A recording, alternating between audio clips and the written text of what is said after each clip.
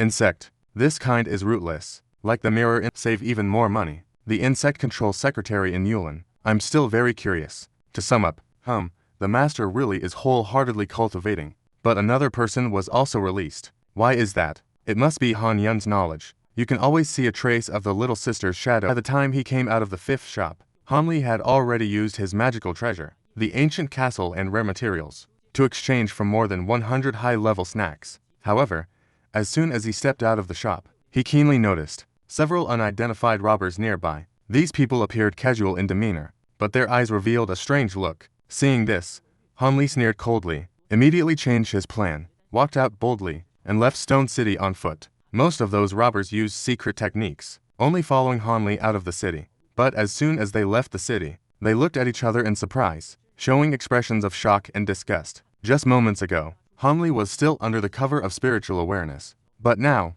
in broad daylight, he had mysteriously disappeared. The surroundings were empty with no sign of anyone, nor any trace of escape light. This sudden change threw them into confusion. Among them, some were secretly sent by shops to follow Han Li. Others were shopkeepers who respected Han Li greatly and became greedy, deciding to follow him on their own. Even though they knew Han Li was a mid to late stage robber, but driven by huge profits, they still teamed up early to act together. Now that Han Li suddenly disappeared, they could only search nearby, in vain for a while. Finally, frustrated, they returned to Stone City.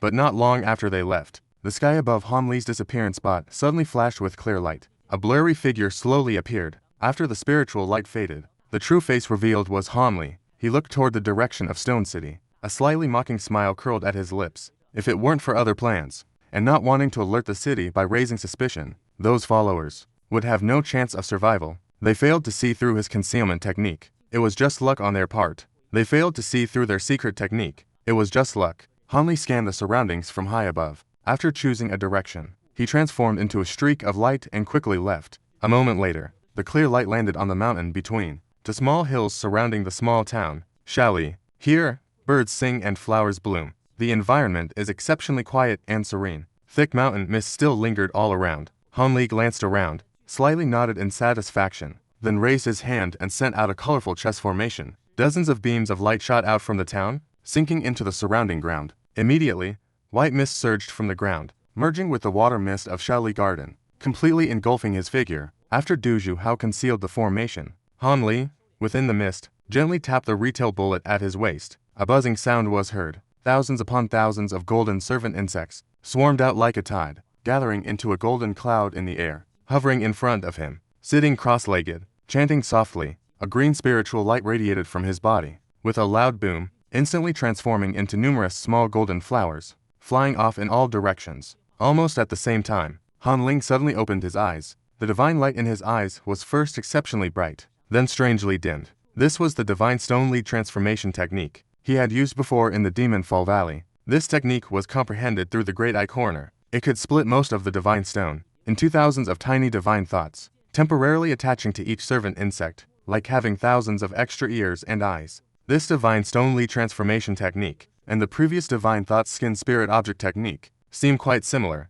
but in reality, they are worlds apart. First, the divine stone lead transformation requires splitting most of the divine stone at once, using servant insects to explore places difficult for divine thoughts to reach. This must be personally commanded by the primordial spirit, and has range limitations. Once beyond this range, the divine thoughts will retract automatically. Usually, it appears quite cumbersome. Second, the divine thought skin attaches independent split spirits to spirit objects, allowing the split spirits to follow pre-given instructions. The primordial spirit needs minimal interference. It can even command spirit insects to attack enemies, comparable to a simplified incarnation technique, and as long as the split spirit remains active, it works regardless of distance. This is an extremely rare great divine ability, even in the later stages of cultivation. At this moment, after all the servant insects flew out of the white mist, some burrowed underground, some rushed toward the sky, vanishing instantly without a trace. Han Li, sitting cross-legged within the magic array,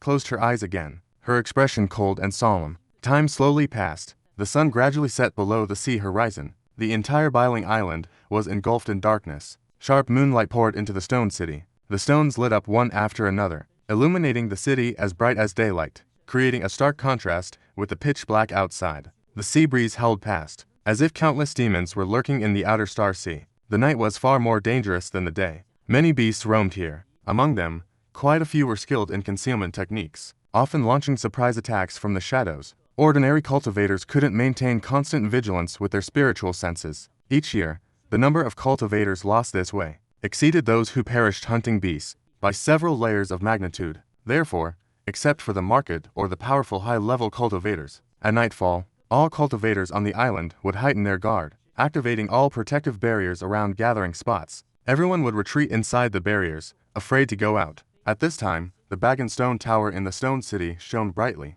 A layer of pale blue light slowly rose, sealing the entire city tightly. On this heavily guarded night, several cloaked figures quietly approached beneath the city gate. The gate guards, Yedan and resident cultivators, upon seeing the leader lift his cloak, revealing his true face, immediately hurried to activate the city's protective barriers, respectfully escorted the group out of the city. Once outside, the group instantly transformed into streaks of light, plunging headlong into the darkness, rushing forward. But just over 100 miles from the Stone City, a faint sound came from a shield of light. The shield light instantly halted. A slender white thread shot out, piercing into the thick void. The others all froze, hastily stopping their light-speed flight to look back. In the distant darkness, a dazzling golden light suddenly exploded. The white thread accurately struck an object, followed by a strange hissing sound. A fist-sized golden light fell down.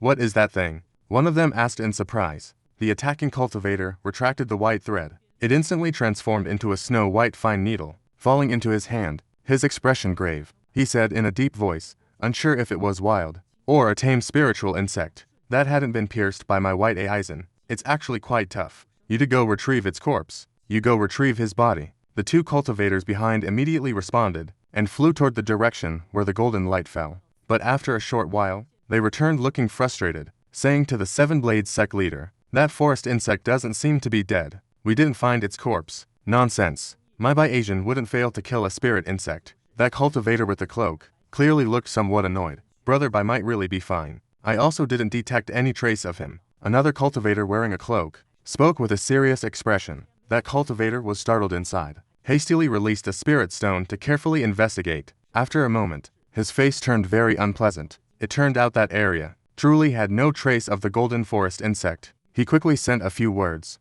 The cultivator beside him immediately sent out a small jade green hammer, along with countless white threads, binding themselves tightly together. "Which expert is tracking us? No need to be so sneaky. Come out with a sword." A white-clad cultivator shouted loudly. Golden light radiated from his eyes. A surging aura burst from his body. Hanli sneaked into Bailing Island targeting Jiyan Patriarch, but encountered a strange Yinsha blood master. Continuing from last time, Hanli already had a grudge with Miaohe, and had been chased by the Ren Din Alliance. He immediately unleashed the Trial Gold Heavy Supervisor, ultimately stopping them. With his late-stage primordial energy divine power, taking down to early-stage cultivators was like a breeze. Hanli could have returned then, but after soul-searching he learned some news. The Ji Yin Patriarch, who almost killed him back then, was also on Bailing Island, one of the elders guarding the mind veins for the Ren Din Alliance. That Patriarch was Hanli's most hated enemy in the Chaos Sea. Back then at Sutia Hall, if not for his alertness, he would have long been dead by his hand. Now knowing the old demon was on Bailing Island, how could Hanli miss this chance for revenge? Soul-searching revealed the Ni Crossing Alliance had for cultivators on Bailing Island 1 mid-stage, 3 early-stage. This was not enough to deter him. He was confident to sneak into the island, kill the Ji Yin Patriarch without anyone knowing, and quietly retreat. With his mind made up, Hanli no longer hesitated, rushed at full speed toward Bailing Island. 3 days later, near Bailing Island's waters, a blue-red figure quietly appeared. Lekong Island was already quite large, but compared to Bailing Island, it was just a small hut compared to a mansion. Hanli hovered over Bailing Island, tens of miles away in the void. Gazing distantly at the giant island, he felt the island's scale was somewhat smaller compared to Tianqing. The island had no dense clusters of buildings, nor the towering hurricanes like the Sacred Mountain, but it stood with several stone peaks nearly 3,000 feet high, steep and smooth. Not a blade of grass grew, like sky-piercing stone pillars soaring into the clouds. Above mountain demon level, they actually vanished into the high white clouds. Yet these strange sights did not catch Hanli's attention. What truly caught his eye was, the entire island had not a trace of green, covered in dull gray-white monotone. Not even a hint of spiritual energy fluctuations could be detected, as if it were a boiling land without any spiritual veins. Didn't they say this island had huge temporary mineral veins? Hanli muttered to himself. Temporary veins are half a lifetime's treasure. Where there are minerals, there must be veins, especially high-level temporary minerals. Logically, they should be top-quality temporary veins. But then he reconsidered, and was speechlessly silent. This vein is so huge. If a top-quality spiritual vein could be easily found, how could the mineral vein only be discovered now? Surely the island hides a secret that conceals spiritual vein fluctuations. Feeling relieved in his heart, Hanli raised his eyes to the blazing midday sun. Though confident in his escape techniques, nighttime operations were more covert. His escape light flashed, hovering briefly over the nearby sea surface. He found a reef exposed above the water and landed. Circling westward, he closed his eyes to rest. After several hours, night fell. Hanli suddenly opened his golden, radiant eyes. His escape light rose again, heading straight toward the B leadership's watch post. At the same time, he used concealment techniques, making the escape light faint and almost invisible, hardly detectable by ordinary guards in the darkness. Within the time of a meal, Hanli had approached the gathering place. Because the island had soul-searched Miao He and others, he clearly knew the area occupied by the Reverse Star Alliance. Immediately, he quietly infiltrated, heading straight toward a huge stone peak in the distance. Along the way, he encountered many hidden prohibition shrines. Scanning, he found numerous concealed guards. The closer he got, the stricter the vigilance. But with his current divine powers, he paid no mind to these low-level prohibitions and concealments. Unnoticed by gods or ghosts, he flashed past. No one could stop him. No one could detect him. His escape light moved like entering a place with no one around, only stopping at the center of the Reverse Star Alliance territory, finally halting before the huge stone peak. The clear light faded. Hanli appeared, not rushing forward, but raising his hand to look at the upper part of the stone peak. After sinking into silence for a moment, his pupils suddenly flickered rapidly. In his eyes, the originally ordinary stone peak surface revealed a faint blue glow, enveloping the entire stone peak. The surface was smooth like flowing water. It was actually formed by a rare near-range battle array. Hanli's brow slightly furrowed. Such a giant magic array is definitely not something a secretary could easily break. Blue light flashed in his eyes, his expression serious. He flipped his hand over. A cluster of three-colored light appeared. Officially the three-leaf mountain. Although breaking the mirror might alert the guards, he could no longer care about that. At worst, he would eliminate the guards, as long as he had time. Finding the Jilin Patriarch would not be difficult. After killing the opponent, no one on the island could hold him back. Just as Hanli was about to wave his feather fan to break the mirror, suddenly his expression shifted. The three-leaf mountain's spiritual light suddenly absorbed. A look of Arthur appeared on his face. He retracted the feather fan into his sleeve. His figure flickered and vanished without a trace. Almost simultaneously, from the distant horizon, a streak of light shot toward the stone peak, directly heading for the stone peak. Moments later, the light retracted, revealing three people. Leading was a white-haired man with disheveled hair. Yet his face was unusually young. He surprisingly possessed mid-stage cultivation. The men behind him resembled him in appearance, their faces pale and innocent, expressionless, wearing thin white robes, giving off a somewhat eerie vibe. The white-haired man was clearly familiar. The wind stilled as they stopped before the blue light curtain. He raised his hand and sent a fiery red transmission into the light curtain. Soon the light flickered. A roaring sound split open a crack. The three entered one after another. The light curtain immediately sealed as before. No one noticed. A faint shadow followed closely behind the last white-robed man, also flickering inside. Even the white-haired man did not notice anything unusual. Inside the light mist, several cultivators stood respectfully before the white-haired man. A burly man in his 30s spoke respectfully. "Senior, you have arrived. Elder Tang is handling important matters. We hope you can rest first in the VIP lounge. Tomorrow you will meet Elder Tang and the other seniors at the Union shop." "What does this mean?" The white-haired man's expression darkened. "Instead of sending a proper message to urgently summon me, you make me rush here only to tell me to meet Elder Tang tomorrow.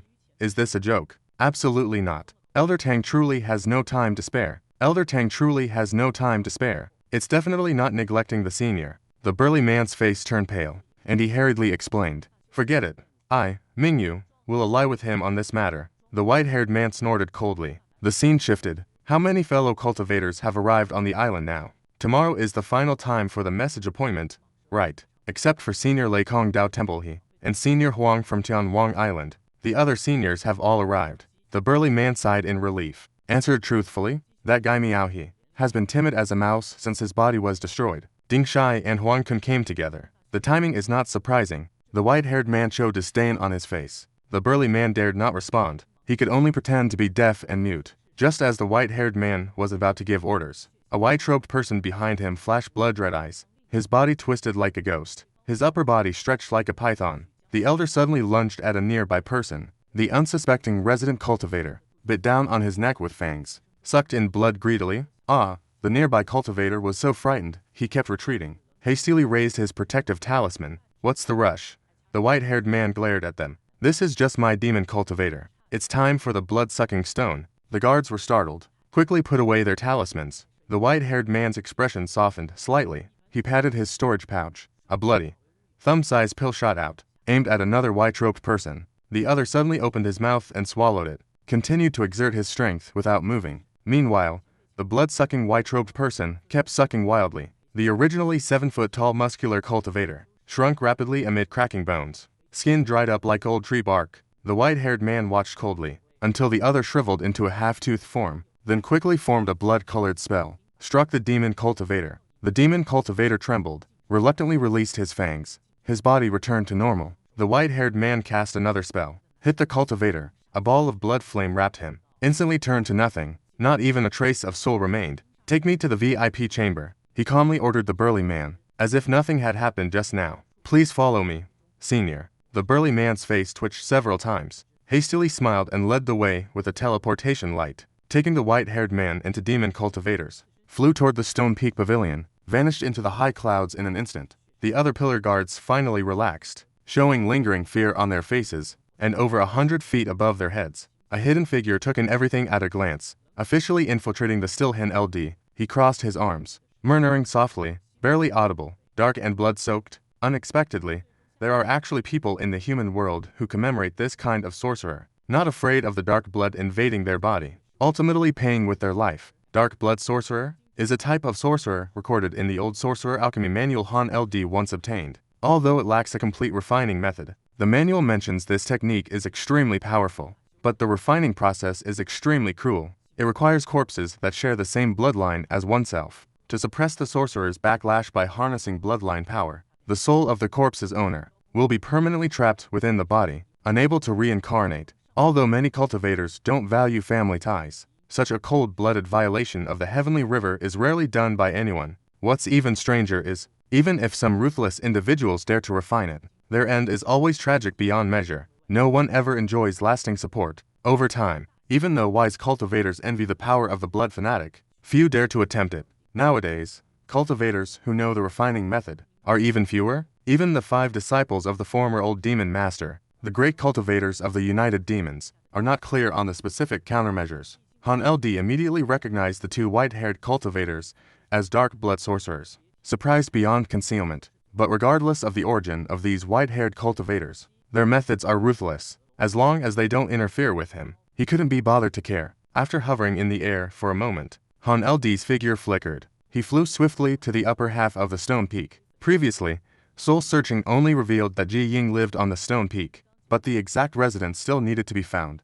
He easily subdued a machine guard, forcibly extracted information using soul searching technique, learned that Patriarch Ji Ying had not gone out, and was currently at home. Han LD was overjoyed, turned the guard to ashes, and headed straight for the summit. The top of the stone peak was spacious, but there were not many buildings, except for a few solitary grand halls and pavilions. The rest was empty. This was not surprising. Although there were many high-level cultivators on the island, there were almost no low-level cultivators below the machine-building rank. The entire Reverse Star Alliance had only about 500 or 600 cultivators combined, but that was already a formidable force, not to mention several reasoned cultivators as witnesses. Han LD concealed his figure, only about 500 or 600 people, but this already counts as a large force. Not to mention, there are several reasoned cultivators as witnesses. Han Li concealed his figure, and silently approached a grand pavilion nearby. This building was 5 stories tall, getting wider toward the bottom. The lowest floor covered an area of several hundred feet, shaped like a conical stone tower, entirely made of pitch-black strange stones, emitting a dark gray sinister aura, exuding a gloomy atmosphere. Han Ligging resolved the urgent Ian energy, then unexpectedly encountered man Huzi Yuanying, borrowing a corpse to return to life. Go seek revenge. Continuing from the last chapter, from the start of the battle to capturing Ji Ying, Han Li did not touch any treasures except the heavenly apex. His feet remained firmly planted in place throughout. He sneered coldly, flicked his fingers lightly. All the black hair turned into misty light and flew back to the small apex. Then he opened his mouth and swallowed the apex into his abdomen. His gaze fell on Ji Ying trapped in the blue ice. Han Li's face showed a faint smile, almost flying with laughter. but his eyes were calm and emotionless. His figure flickered and came before the blue soldier, wearing an elegant robe. Over 10 small golden swords shot out, circling and forming sword beams several feet long, aimed at the blue soldier, ready to slash with a flurry of swords, to completely shred Ji Ying to pieces. Wait, Han Dao Yu said. A familiar voice suddenly came from a corner of the battlefield. My entire clan was wiped out by this person. May I, man, personally execute this enemy? Han Li's heart stirred. He stopped his attack, narrowed his eyes and looked over, saw a golden light flickering inside the frozen ice layer. A small fist broke through the ice wall. The ice shattered inch by inch. A figure covered in astonishment. The reason for the astonishment shot out from the broken ice, hovering in midair, eyes staring straight at the tearful Man Huzi. Han Li clearly saw Yuning's appearance. Without a doubt, he remembered Man Huzi was nearing the end of his lifespan back then. Now nearly 200 years have passed. He should have perished. So how could he still exist in Yuning's form, and still be in Ji Ying's hands? Doubt filled his heart. Han Li was reluctant to kill immediately, because he carefully examined Yuanying. After a moment, he raised his hand and grabbed at the void. A youthful large hand, lightning fast, scooped up Man Huzi Yuanying in his palm. 5 fingers glowed with spiritual light. Yuanying was unable to move. There's no need to be so cautious. I can't even teleport now. Where could I possibly escape to? Man Huzi said, showing no intention to struggle. HMPH, not necessarily. Han Li's expression darkened. I didn't expect you to still be alive. Back then in the Void Heaven Hall, you bore ill will toward me. Now you offer yourself willingly. Is it because you want me to send you off together? Fellow Taoist has already advanced. The reason for later accountability naturally grants the qualification. The reason is fearless of life and death. Calmly, but back then, you were just a mere bandit disguise. I did not feel any difference. Moreover, I will break free from the band to exhaust the remaining gold source. I was never able to stay in this world for long anyway. Elastic silence for a moment. Tone softens. You are so weak now. The reason for collapse is the matter at hand. I am not unclear about grudges. The Imperial Tomb armor you gave me back then once saved my life. The unreasonable acts before death are considered even. I will not make things difficult for you. I gave the armor to borrow your demon beast as a guarantee. Fellow cultivator, no need to worry. Full beard bitter smile. Then the tone suddenly shifts. But precisely because of the deep blood feud with me, can you hand him over to me for disposal? Let me fulfill my wish before I die. The grudge with me is also not small. I will personally take action. Han Li refuses without even turning his head. I am willing to exchange precious materials and secret scriptures. For this opportunity, the bearded man becomes anxious. Hastily throws out the exchange terms. Guozi second-hand new energy source workers save more money.